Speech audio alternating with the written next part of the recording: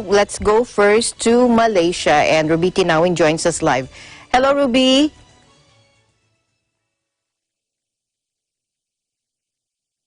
Hi, Alma. Good afternoon. Yes. Hi, good afternoon. What are your updates for us there in Malaysia?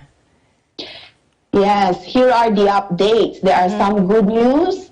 Number one, when Senior Minister Datuk Ismail Yaakob announced last week that members of the public who were stranded in their home villages due to MCO can now apply to return to their respective homes.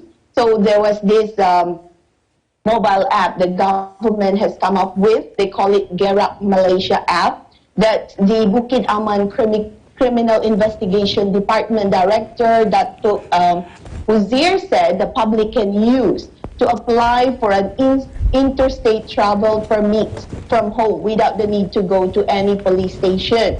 So there are other several permits that Malaysian can actually apply through this app.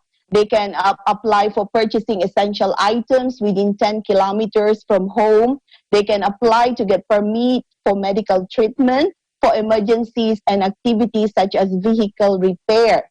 Now, this Gerak Malaysia app, this is a tracking app that the users, before allowing access, must first record their personal details, and the app must be allowed access to their phone's GPS and location services. So the information provided by the individuals will actually help the police and the enforcers to track the population movement during MCO. This step is compulsory before they can granted access to travel. Now, the app, once you apply, will generate a QR code that needs to be scanned and checked by enforcers on duty at roadblocks. So you are only able to travel on the day when you apply. Now, Wazir said the permit application through Gerak Malaysia app will help police identify the number of people involved, as well as to provide a travel schedule to ensure smooth operation. You are now, the app is now open for application since April 26 until April 29. And the traveling will start on May 1st to May 3 only. Now, as of today, the government has already scheduled different specific states that can travel on certain days, May 1st, May 2nd, May 3rd. So if you are not belonging to that state, or you are not belonging to your date is not indicated there, so you are not able to travel. Now, Astro Awani reported that in just 12 hours after the announcement was made, there are now 300,000 applications received via the Gerak Malaysia app. So this app can be downloaded in any of the app stores such as Google, Play Store, Apple, and Huawei Gallery. Also here, because even though the MCO is extended until May 12, tertiary students are now able to return home. Because as you know, during the lockdown period, students, especially those who are staying in their hostels, were not allowed to go home. So they were kept in their dormitories until yesterday. But starting today, they can now travel. However, students, Higher Education Minister Dr. Nohaini Ahmad said in a statement on Sunday that the process would not involve students in red and yellow zones. So those hometowns whose hometowns are within the same zones. So this is only for students who are from the green zones. As you know, green zones are those without any reported cases of COVID-19. But however, there'll be extensive preparations being done to send students. This is in cooperation with Ministry of Health, National Security Council, National Disaster Management Agency, and the Royal Malaysia Police. She said the ministry would provide transportation to take students from one identified center at their institution to their destinations. And each transport service would be accompanied by a liaison officer with a complete list of students. She also mentioned that there would be symptom screening like body temperature, sore throat, cough, and the rest will be conducted by the Ministry of Health and the University Health Center before the student return home. Now, meanwhile, the government have actually given their assurance, and the Prime Minister said they will ensure that the local SME sector will remain resilient and sustainable in facing the current economic challenges, especially the cash flow problem during the movement control order period. That was the announcement made by Tan Sri Muhyiddin Yassin, the Prime Minister of Malaysia, because he said SME is a key sector here, accounting for more than 2/3 of the job in the country and almost 40% of the Malaysian economy.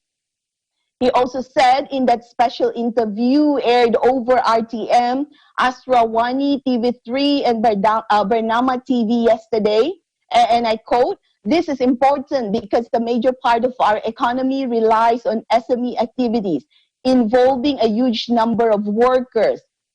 I think almost 70% of our workforce comes from the SME sector, which contributes more than 35% of the GDP. The government had unveiled a 250 billion COVID-19 relief fund under economic stimulus package, which, among others, allocated 100 billion ringgit to support businesses, including SME. Now, also in a special interview with the Prime Minister, broadcasted in RTM and Astrawani and other local TV stations here last Friday, he stressed on the importance of providing good digitalization infrastructure as the country was no longer the same following COVID-19 pandemic and the impact of the movement control order. So he said, and I quote, "The process of digitalization in government administration, in business matters, in our daily lives will be the trend in our future, and I think the impact will be huge." He also added the process of digitalizing government services must be more comprehensive so that the people can adopt to the new normal.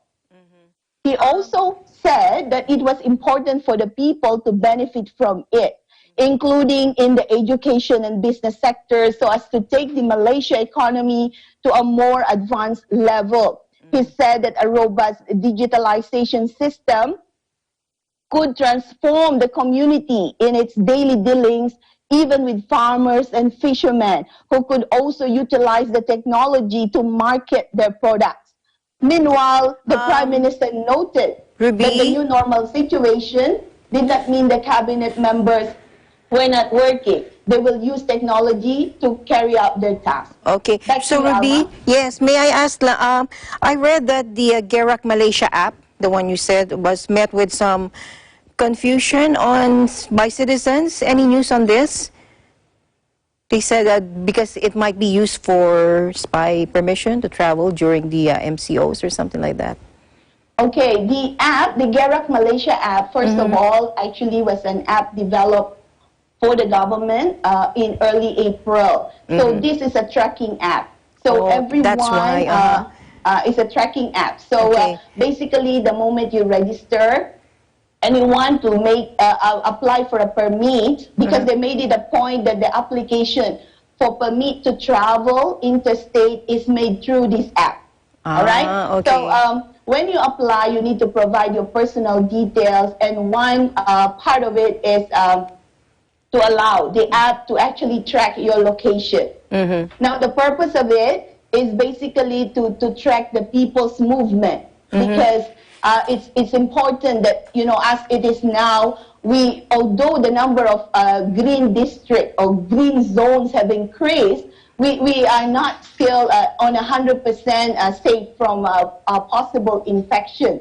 Okay. So this is one way that the government is thinking that it would be easier to actually trace if there will be, you know, a tracking system like this. Okay. Alma? Okay. Thank you so much. So it's for contact tracing as well.